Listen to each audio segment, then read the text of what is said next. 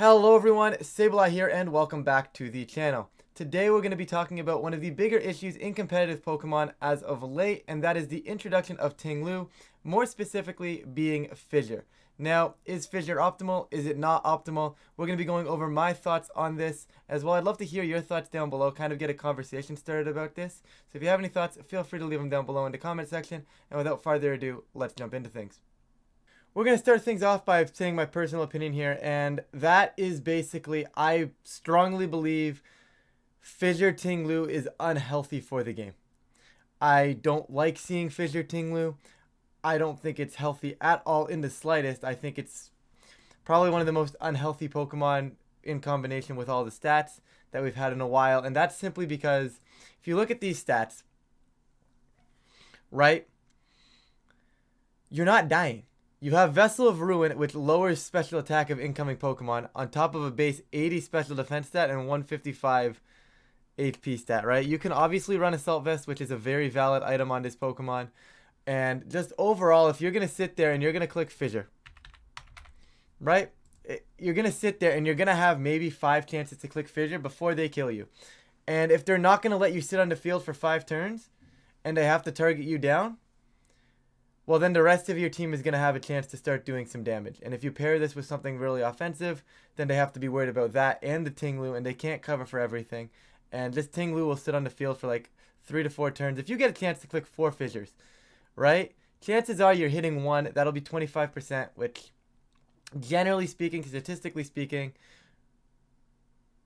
the odds are eventually going to be in your favor. Yes, there's kind of a gambler's fallacy where like you can click 4 times and it's still going to be 30% each time. But at the same time, at some point, it's going to connect, right? If you're letting a Ting-lu click Fissure 4 times, every single time you play one, it is going to connect at some point, and I think that is super unhealthy in tag team with the stats, right? Because you don't see Shen Pao running Sheer Cold. Yeah, it gets Sheer Cold, but it just has better options. It doesn't need to use the Sheer Cold, right? It's so frail, you might as well be doing the damage with your actual moves. You get the defense drop, right? So you can kind of stack up damage other ways. Ting-lu is where, okay, well, they're not doing any damage to me, so let's just see if I can do 100% damage to them, right? And personally, I think that is super, super unhealthy for the game. Now, if you're walking into games clicking Fissure because that's your matchups, if your matchup is Fissure, I'm sorry, you have a bad team. You need to fix that. Now, that might come across a little harsh, but if your matchup into 3 or 4 teams is, I'm going to walk in and I'm going to click Fissure and I need to hit the Fissures, fix your team. Fix your team. That is not the way. If you're going to use Fissure, there's ways to use it, but that is not the way to use it, right? In my opinion, Fissure should be used as more of a versatile, not versatile. Ting-lu should be used as more of a versatile Pokemon than what it's being used right now. And Fissure needs to be used as a get out of jail free card. Now, I say get out of jail free card, not that I'm going to walk into matchups that I don't necessarily like and just click Fissure, Fissure, Fissure to get out of them. It's more of so a position-based thing where I feel that if you lose positioning in a match, if you stumble upon or miss an attack earlier on and then you need to like get out of something, like if I have something like, let's say, I don't know, Blizzard Iron Bundle, just because it's the first inaccurate move I could think of, I miss a super important Blizzard or I miss a super important Icy Wind or something, right? Then Ting-lu can kind of come in and Fissure. That's where Fissure can kind of bail you out, right? In a scenario like that, bail you out is the scenarios that you get unlucky in first, right? I feel like that's a spot. But like having Fissure and solely using Fissure as like, oh, hey, I have this matchup. Oh, bye. Okay. Well, this is unhealthy. And why is it unhealthy? Because it almost in a way, I don't want to say promotes bad play, but for lack of a better term, I'm going to say promotes bad play.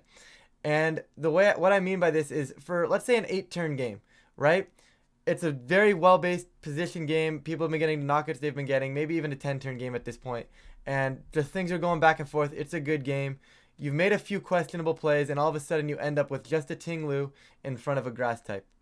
Full HP on the grass type and full HP on Ting-lu. Let's just say you've ended in this spot, right? Generally speaking, the other person positioned better. They've got their grass type in front of the Ting-lu. We're gaming, right? It's a good spot. I'm probably going to 2-shot it with whatever grass move I have. And all of a sudden, oh, I can't one-shot this Ting-lu, and it's just going to click Fissure and kill me, right? You didn't really play that game optimally because you didn't preserve the pieces you were supposed to preserve to beat that grass type, but all of a sudden you still have a chance to win simply because you have Fissure. Like, I get why people run Fissure. It's for scenarios like that, for the get out of jail free card, for the, oh no, I messed up, or oh no, I have a really bad matchup here, I'll click Fissure. I just think Ting-lu is is a much more versatile Pokemon than that, and I think it's being slept on. Now, personally, I know a lot of you guys are going to be in the chat right now and be like, Ryan, you ran Fissure this weekend. Guys, here's why I ran Fissure this weekend.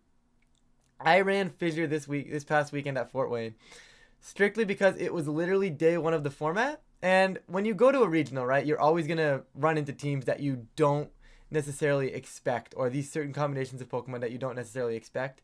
It's the nature of going to a regional, right? Everybody's trying to quote unquote break the meta, right?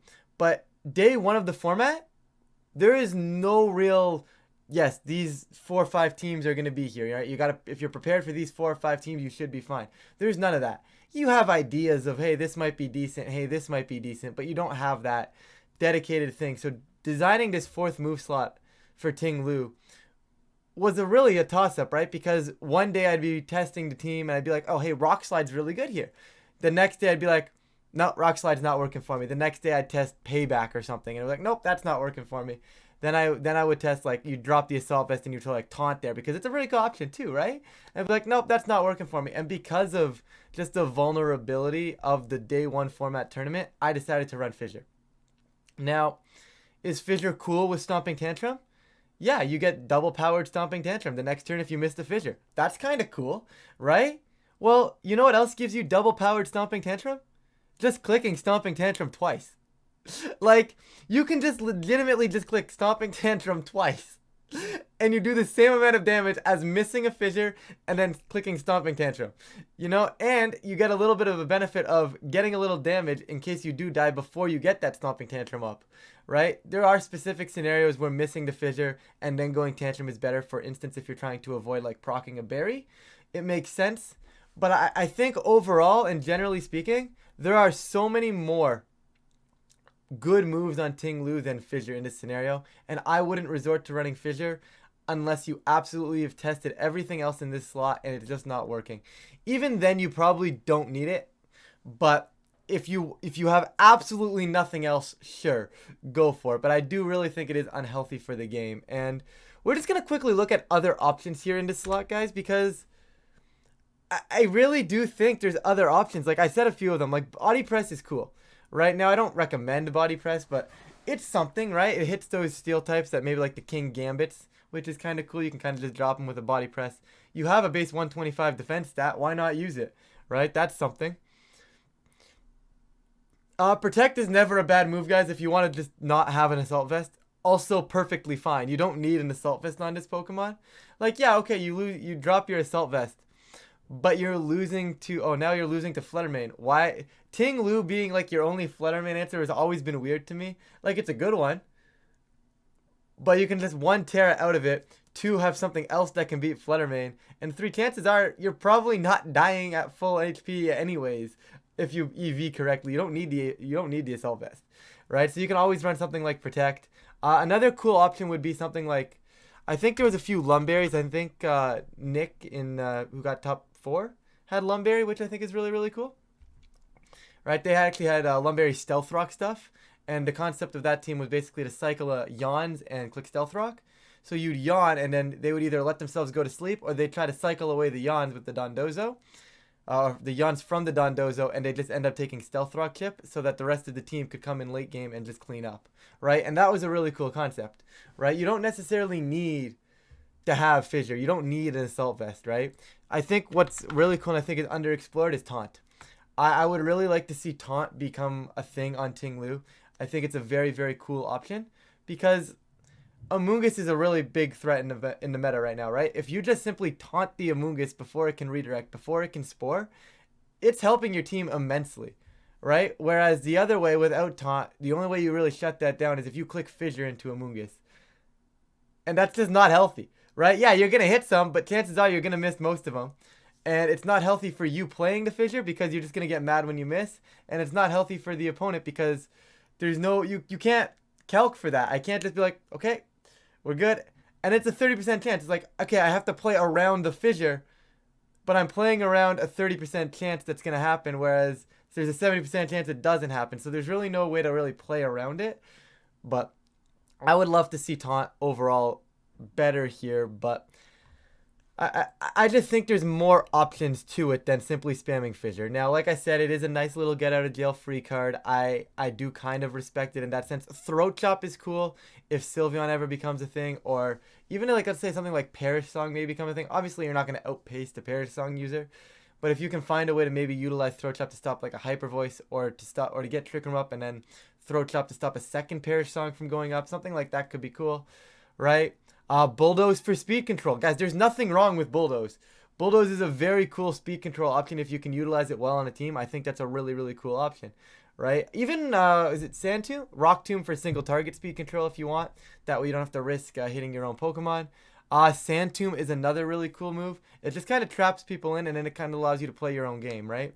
Like, imagine if you Sand Tombed an Amoonguss, and then the next turn you taunted an Amoonguss, right? Now it's trapped in here, clicking Pollen Puff, which isn't going to be a lot of damage, and you're slowly chipping it down with the Sand Tomb, right? That's a cool option. Snarl is another cool option, right? If you're missing the Assault Vest and you want to just, mitigate some damage, Snarl is really cool, right? Obviously, you're not doing damage with this, but you have some damage mitigation and for the rest of your team. It still helps out the team, right? Like, point being here, guys, there is a lot of other great moves here that just aren't Fissure. You don't need to run Fissure. It's kind of been like oh my goodness, the default set right now, which I think is a really big problem, because what happens is a lot of players will just take default sets, right? And there's nothing wrong with taking default sets, but Fissure being the default set is really unhealthy in my opinion, because everybody's just going to take it, and then there's going to be a bunch of people just clicking Fissure everywhere, and that's not fun for anybody playing the game. In fact, if you're clicking Fissure, I don't know how that's fun for you. There's opportunities to click it, but I don't think it should be the default set on Ting-lu. I really don't, and I do think it is super unhealthy in of itself. So, just in conclusion here, everyone, you can get away with Fissure. I am not going to lose respect for you if you use Fissure, but I will lose respect if you use Fissure improperly. Like, if you're just walking in and you're just going to start spamming Fissure, I'm not a huge fan of that, But if you're going to walk in and you're going to try and actually play the game, or even if you test everything else first. Like, I tested Rock Slide, I tested Body Press, they didn't really fit the team, I was never really clicking them. Then yeah, okay, sure, you have Fissure, maybe you can like spam, maybe get out of this like one very specific niche bad matchup you have, right? But generally speaking, just spamming Fissures, guys, it's not the way. It's really not the play. Now, obviously, guys, this is entirely an opinion-based video, so I'd love to start a conversation, hear what you guys have to say down below. Once again, please be kind to people. Everybody's allowed to be entitled to their opinions, right? But at the same time, guys, we gotta stop spamming Fissure. Like, why are we spamming Fissure?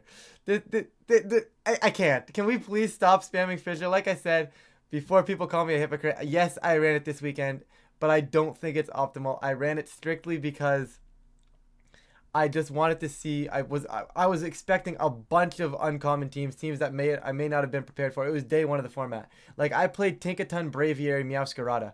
I was not ready for that. I mean, I couldn't bring Fissure into that, but you know what I mean? Like, I wasn't ready for that. Team report's coming out tomorrow, by the way, so if you're looking at what I ran, that'll be out tomorrow. But I just really wanted to get this one out because it's like, can we please stop spamming Fissure? It's becoming unhealthy for the game, and it's going to make the format really, really just unfun to play for pretty much everybody, even if you're using it, because you're using it, right? And eventually at some point you're going to miss it. You're going to have a streak where you just start missing and be like, oh, I haven't hit a single Fissure all day. And they're like, obviously, like, you can't really complain about missing 7 Fissures, but at the same time, if you miss 7 Fissures, like, statistically speaking, it's a little rough, right? Like, eventually you'd think you'd hit one, but obviously it's still 30% each time. But like, it's one of those ones that's just, it's gonna fuel It's just gonna fuel hatred, and it's just not healthy for the community at all, in my opinion. But with that, we're gonna wrap this one up here. I could probably just ramble on to talk about Fissure, going back and forth on this conversation all day. We're not gonna do that though. Let me know what you guys think down below. If you guys do enjoy these kind of contents, kind of like the discussion videos, kind of what's going on in VGC, let me know. I'd love to make more of them. Just kind of get engaged with the community a little bit more. But with that, we're gonna get on out of here now. Thank you guys so much for checking out the video, and I'll catch you all in a future video.